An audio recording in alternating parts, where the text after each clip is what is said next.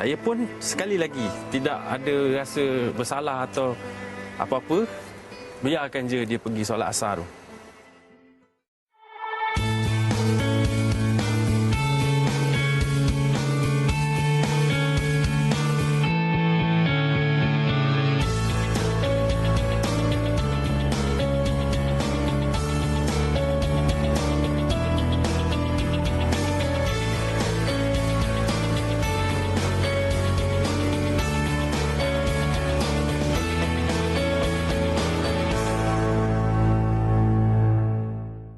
Di situlah saya dapat bertemu dengan Imam Masjidil Haram, Imam satu Masjidil Haram, iaitu Syekh Abdul Rahman Al-Sudais. Saya tengok di depan mata saya, dia sedang tersenyum, lalu mengulurkan tangan. Ku menatap dalam kelam, tiada yang bisa kulihat selain hanya namamu, ya Allah. Esok ataukah nanti, ampuni semua salahku, lindungi aku dari segala fitnah. Kau tempatku meminta, kau beriku bahagia. Dulu, sejak dari kecil lagi, ibu tak pernah putus untuk berpesan pada saya. Syam ingat, dulu ibu selalu ingatkan Syam, jangan lupa semayang. Semayang ni pedoman hidup kita. Kita orang Islam, jadi apa yang Allah perintahkan kita kena buat. Jadi dengan semayang ni, Allah akan dengar apa yang kita mohonkan. Dengan semayang juga, kita selalu berdoa dan Allah mungkin akan makbulkan apa yang kita hajatkan. Ibu harap betul-betul Syam jangan lupa semayang. InsyaAllah lepas ni saya tak akan tinggal lagi semayang sampai ke akhir hayat. Mudah-mudahan. Mudah-mudahan insyaAllah. Secara tidak disengajakan, saya telah menghubungi seorang kawan yang telah kenal lebih kurang 13 tahun. Lalu saya cakap dengan dia, marilah jumpa. Dah lama kita tak berjumpa ni. Dia kata, okay, datanglah ke Nilai ni, dia kata, kat rumah dia. Kawan saya ni, nama dia Ari. So, masa sampai tu, waktu Zuhur lah. Baru lepas azan. Saya pun tak tergerak langsung nak pergi ambil wuduk ke nak semayang. Saya cakap dia, saya tunggu kat kereta lah. Padahal surau tu depan je. Dan Ari ni pun cakap, tak apalah, tunggulah kat sini, dia kata.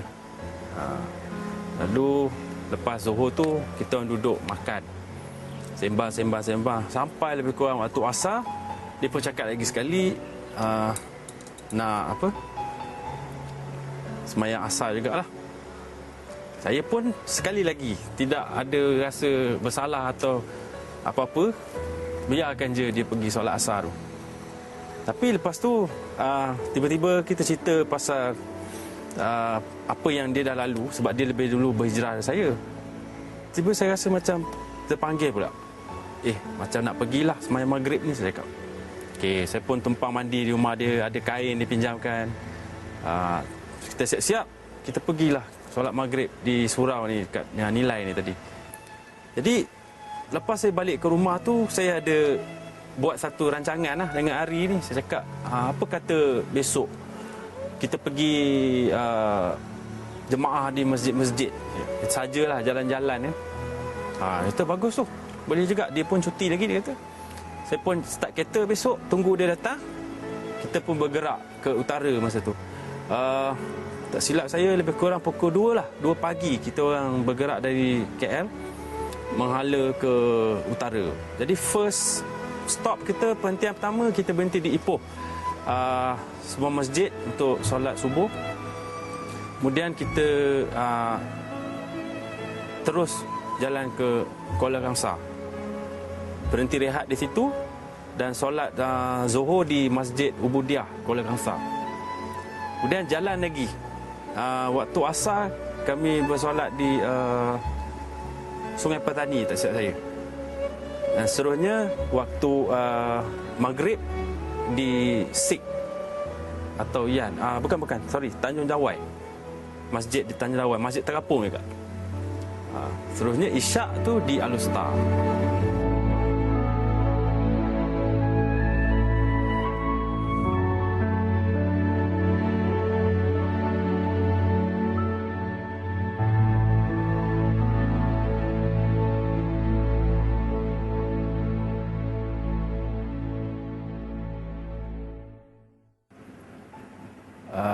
Kemudian semasa di Al-Star, setelah rehat, kita pun sembahyang subuh di Masjid Negeri di Al-Star juga.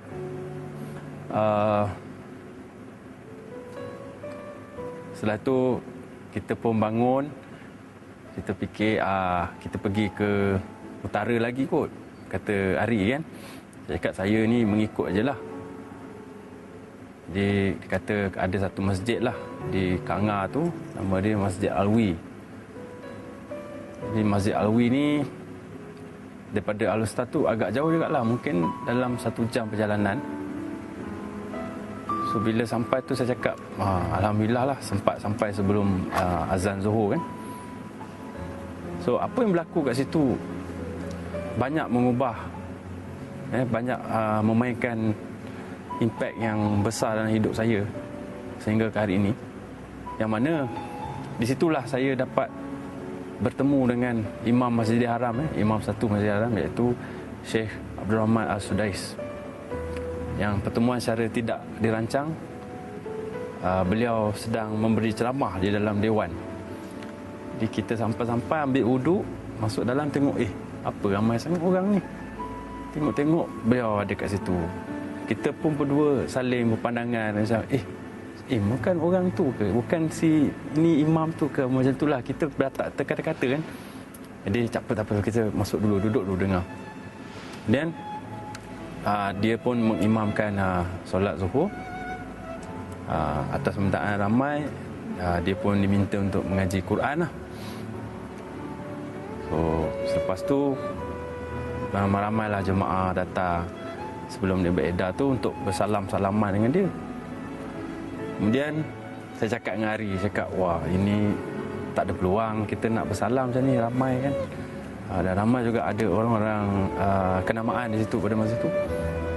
Jadi saya cakap dengan Ari, kita tunggu luar je lah.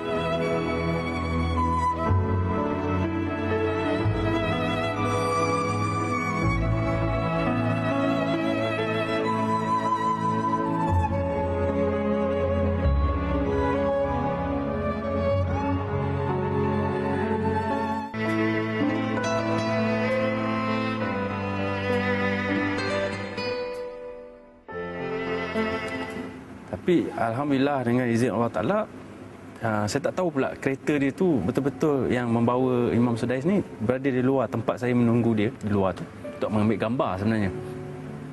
Jadi saya pakai kamera ni, lens dia talinya panjang, ambil sampai dia ada di depan saya. Jadi saya turunkan kamera tu, saya tengok di depan mata saya dia sedang tersenyum lalu menghulurkan tangan. Saya pun tak terkata apa-apa, terus salam dulu, sambut salangan dia dulu. Sambil tu mata saya memandang kepada kawan saya Ari ni yang berada kat sebelah sini. Ari ni pun betul-betul berjalan dengan cepat untuk bersalaman juga dengan dia. Jadi sampailah hajat kami ni nak bersalam dengan Imam Sudais tadi. Jadi lepas tu kita beralih nak pergi makan tengah hari dulu sebelum nak pergi ke ceramah Imam Sudais, iaitu berpegang kepada Al-Quran dan Sunnah. Masa tu di Hotel Seri Malaysia Kanga. Jadi kita ni masih bercerita pasal tu, macam terlalu miracle lah benda tu. Masih bercerita sambil nak makan pun, dia betul ni tadi, kau percaya tak? Aku tak percayalah, macam tu lah ceritanya. Sampailah kita pergi ke Hotel Seri Malaysia tadi untuk mengikuti ceramah beliau bertajuk berpegang pada Al-Quran dan Sunnah.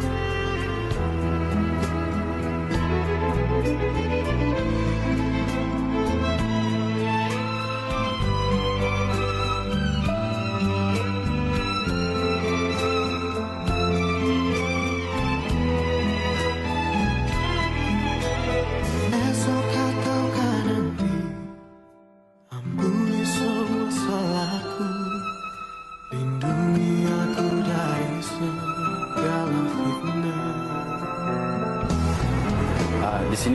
saya akan datang pada setiap hari Selasa untuk mengaji kitab Riyadhus Salihin bersama Ustaz Asri di Institut Al-Qayyim ni. Daripada Kuala Lumpur, saya akan travel jauh lebih kurang 300 km lah untuk belajar di sini sampai Isyak. Jadi lepas kuliah tu saya balik lah. So rutin saya begitulah, kiranya dah 2 bulan lepas. Karuniamu dalam sunyi aku bersujud, tempatku meminta kau beriku bahagia, jadikan aku selamanya hamba-Mu yang selalu bertakwa.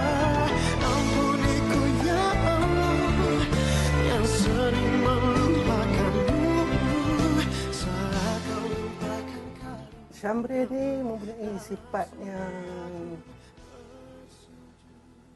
dia kalau buat sesuatu kerja, dia bertekun dan dia akan lakukan dengan sehabis-habis usaha dia lah.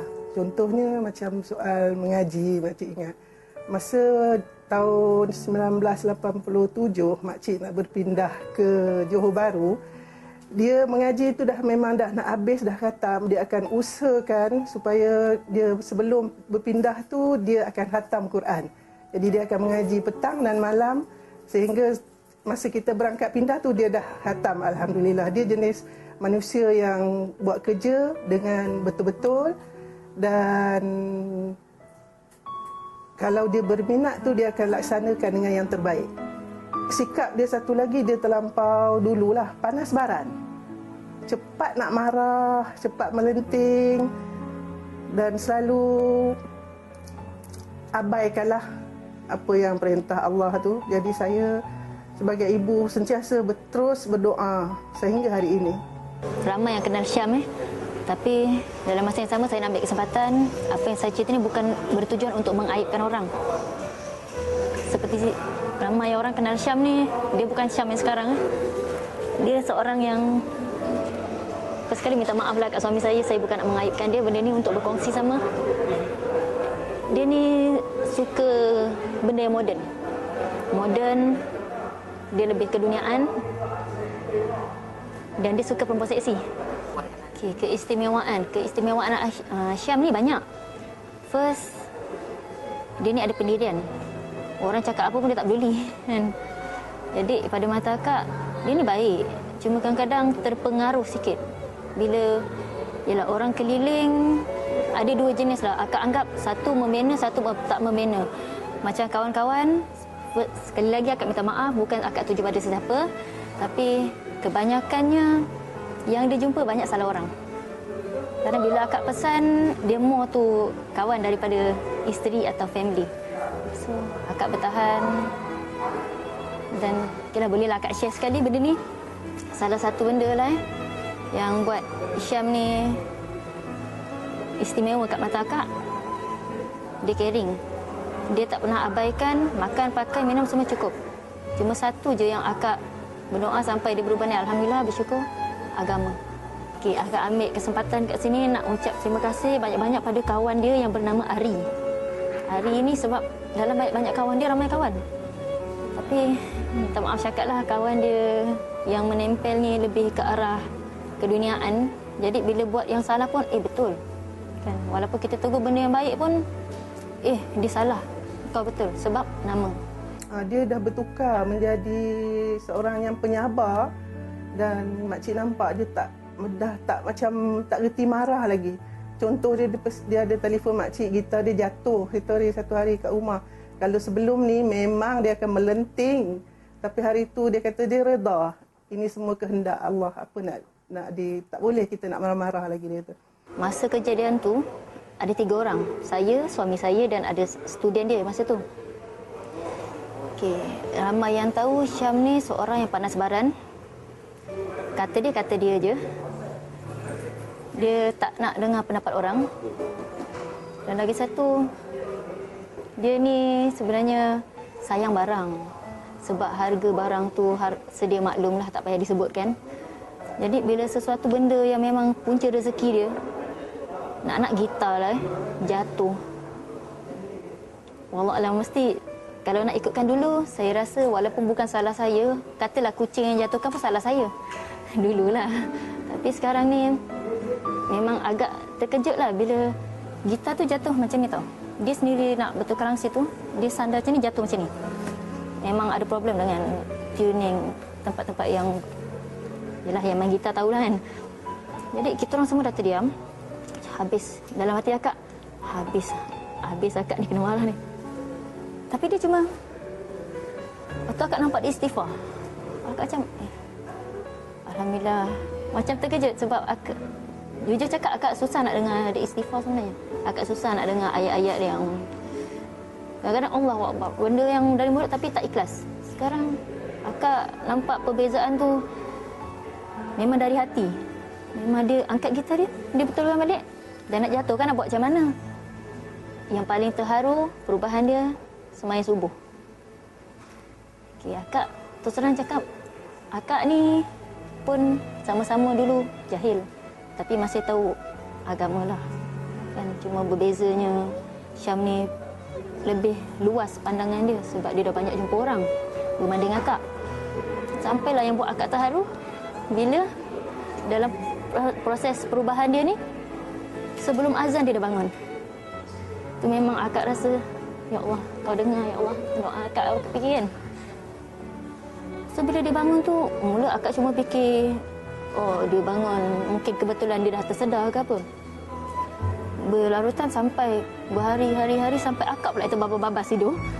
Dia dah bangun, tiba-tiba dia dah pergi masjid. Dia subuh mesti pergi masjid. Cakap, you tak penat ke? Ataupun kalau you dah penat malam tu balik lambat, sembahyang kat rumah je lah. Tak nak, I nak kerja, nak jemaah. Alhamdulillah, itulah akak bersyukur sangat salah satu bendanya lah.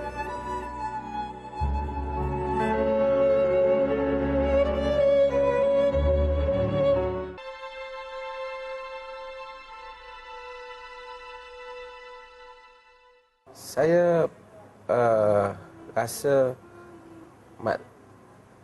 insan ini, dia apabila sampai kepada satu titik, dia akan berubah. Terutama insan-insan yang sudah ada nilai-nilai baik pada diri dia. Dan perubahan yang berlaku pada Syam ini adalah salah satu daripada rantaian manusia-manusia yang berubah dalam sepanjang sejarah. Dan agama dia meraihkan orang-orang yang ada kebolehan macam Syam ni. Jadi saya pun kagum dengan dia punya sumbangan kan. Saya hanya pernah tengok gambar dia, tapi bila baca dia punya pencapaian dia dalam dunia seni ni, artinya pencapaian yang membanggakan lah. Macam Syam, saya tengok dia berubah dengan faham. Dia bukan kata oleh kerana rasa nak berubah, tapi dia cuba faham perkara itu satu persatu. Dan ini penting untuk sesiapa yang nak berubah. Dan ini adalah orang yang faham. Dan orang seperti Syam ni idola ramai. Bila dia berubah, ramai orang nak. Ramai anak muda yang nak ikut. Saya kalau boleh ada satu mesej kepada orang. Nak jadi Muslim yang baik ni bukan susah. Bukan kata awak kena jadi sampai pergi duduk, ubah pakaian awak, tak peduli dunia, tak. Awak hidup sebagai insan Muslim.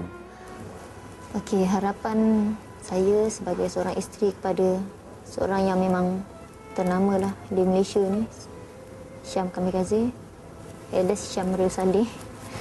InsyaAllah tukar nanti nama dia. Saya harap dia berterusan istiqamah, mencari dan terus mencari, belajar dari kesilapan, jangan ulang. Jangan mengecewakan sesiapa walaupun peminat. Sebab memang susah benda ni nak ubah kan. Tapi bila dia dah terima hidayah ni, walaupun saya tak menerima hidayah sehebat dia, dia terima terus dan terus berubah. Saya harap dia kena tahan dengan apa saja kata-kata orang. Sebab ramai yang membina, ramai yang tak membina, ramai yang sokong, ramai yang tak sokong. Anggap benda tu biasa, anggap tu dugaan untuk perubahan dia. I praise Allah for sending me you, my love. You found your home, it's here with me, and I'm here with you. Now let me let you know, you've opened my heart. I was always thinking that love was wrong, but everything was changed when you came along. Oh, and rest of my life. I'll be with you, I'll stay by your side, honest and true to the end of my time. I'll be loving you for the rest of my life, through days and nights. I'll thank Allah for opening my eyes, now and forever. I'll be there for you. I know it deep in my heart. I feel so blessed when I think of you, and I ask Allah to bless all we do. You're my